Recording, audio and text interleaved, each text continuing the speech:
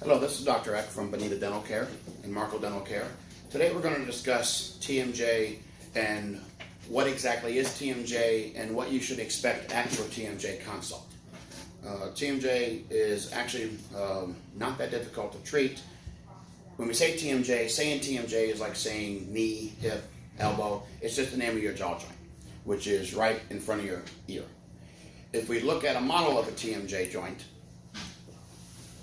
in its basic structure, it's like every other joint in the body. Lower jaw comes up like this, where it hits the base of the skull here. That's your TMJ or your jaw joint. Your ear is this little hole right here. This is why it's routinely people that get TMJ problems oftentimes get ear issues. Your upper jaw is affixed to your skull. It's all one piece. Nothing moves around. All jaw motion, whether you're speaking, talking, chewing food, chewing bubble gum, all jaw motion comes from your lower jaw, okay, and from the TMJ joint directly. Okay, if I draw a picture of what this TMJ joint should look like on your image, again in its basic structure, it's like every other joint in the body. Your lower jaw comes up like this, rounded, kind of mushroom shape. Your base of your skull is here. Your ear is a little hole back here. So you got two pieces of bone separated by space. It's like a ball and socket. Okay. This space should be a pretty even distance all the way around. In that space, like every other joint in the body, there should be a meniscus or a disc, essentially a cushion between the two pieces of bone. Okay? If this disc gets displaced, this image will look different. Okay? If this disc gets partially displaced and comes down to here, all right, what happens is there's nothing to hold this apparatus together and things move. So you can end up with a picture that looks like this.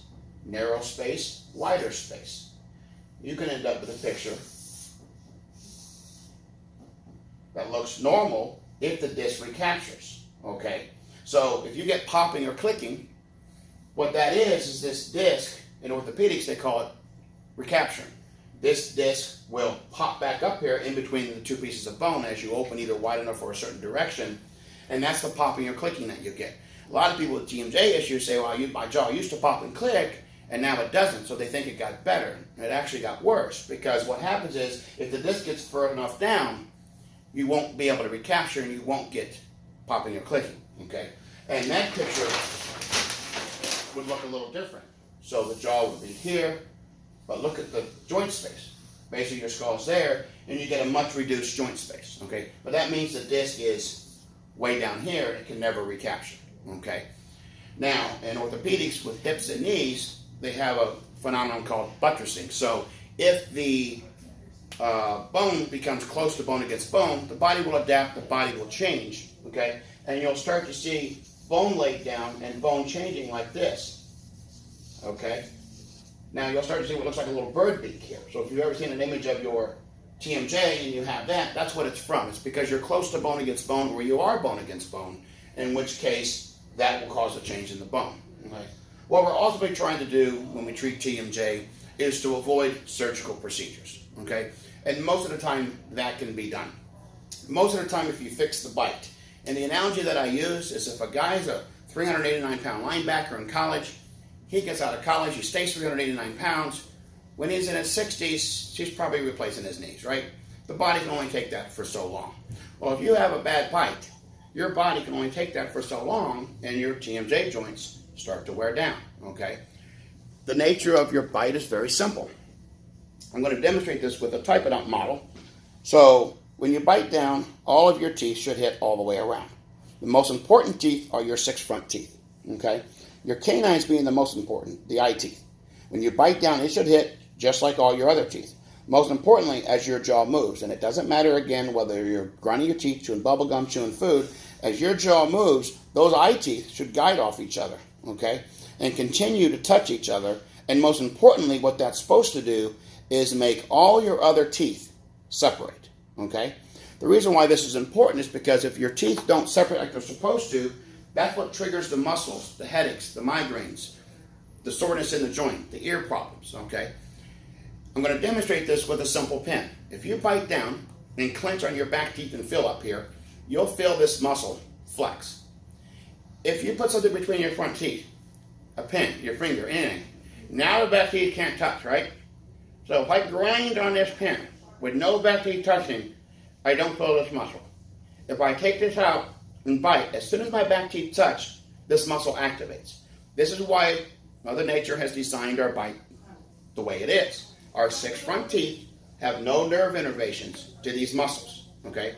So if our bite is correct, and our front teeth touch, and our back teeth separate, you can't activate these muscles, and you won't get pain, okay? And you won't get the headaches, and you won't get the breakdown of the TMJ. Now, there are things that create breakdown of the TMJ that can happen earlier in life, traumas to the jaw, etc. We'll talk about those a little bit later. So what are our treatment options if we have bite-related TMJ problems, okay? Our problem is we have to get our front teeth to touch. And what you find is most people who have TMJ symptoms, they don't have that canine guidance. Their front teeth either don't touch, or their back teeth touch a lot harder than their front teeth, or sometimes their teeth can touch, but when their jaw goes into motion, the way their back teeth are set up is they still bang into their back teeth, even though their front teeth do lightly touch. So for us, when we treat TMJ, your treatment options become, and it doesn't matter, you go to 100 places for a TMJ consult, there's really only a few things you can do. One of those things, obviously, is some sort of surgery, which we're trying to avoid, okay? And most people can be treated absolutely without going into the joint and without any sort of surgical interventions, okay? Our primary way we treat TMJ is we create canine guidance, which is what I demonstrated with the model. Whatever that takes. For some people, it's a simple bite adjustment. For other people, you can put some bondings, a couple veneers on the canines, build them up a little bit so that they touch if they're close to touching. For other people, they need orthodontics. If their teeth are far enough apart, they need orthodontics in order to move the teeth together. But in the end, what we have to accomplish is we have to get these front teeth to touch so our back teeth separate. And it's literally like a light switch. When those back teeth separate, all this just turns off, okay? All the other options that you have out there are really aimed at treating symptoms. Well, let me go back to one other option, okay? You can do what's called neuromuscular dentistry, okay? And in neuromuscular dentistry, what they do is they apply TENS units and activate these muscles and reposition your jaw down and forward, okay? And then they build you an orthotic or a mouth guard that repositions your teeth in that position, okay? The reason why I don't like this method of treatment is 2 reasons. One is when you don't treat any other joint in the body by dislocating it. And that's essentially what you're doing. You're taking the joint out of its socket and treating to that position, okay? When your joint is out of that socket for a period of time, it will develop scar tissue and it will get to the point it can never go back. At that time, the only treatment you have is to build your bite into that jaw position, which requires full mouth reconstruction of crowns and or orthodontics, okay? Both are very expensive. In those cases are time-consuming and expensive. And in my opinion, way more aggressive than they need to be. The other thing you can do is you can just treat symptoms, okay? So,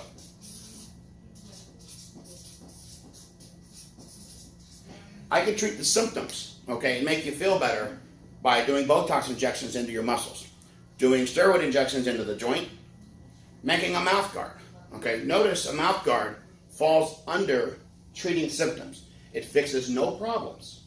It treats symptoms, okay? So the other option you could do is you could be on chronic medications, chronic muscle relaxers, chronic steroids, okay? These are all things designed to treat the symptoms. But the problem with treating the symptoms is one day, okay, you're going to wake up and because the problem hasn't been addressed, your problem will continue to progress. And so one day you wake up and your picture goes from something like this, where you have a partially displaced disc and you've still got plenty of joint space, to something that looks like this, where you're completely bone against bone, okay? In these cases, oftentimes can still be, if you're already there, can still be treated without surgery a lot of times. But they're more complicated cases and more likely to need surgery. So if you don't treat the symptoms, or if all you do is treat the symptoms and you don't fix the problem, then one day you're going to wake up and you're going to go from here to here, and now your case is more complicated, okay? So no, I want to reiterate this point. Mouth guards fall under the category of treating symptoms. It does not solve any problems. So one day you're going to wake up and that Botox injection is not going to work.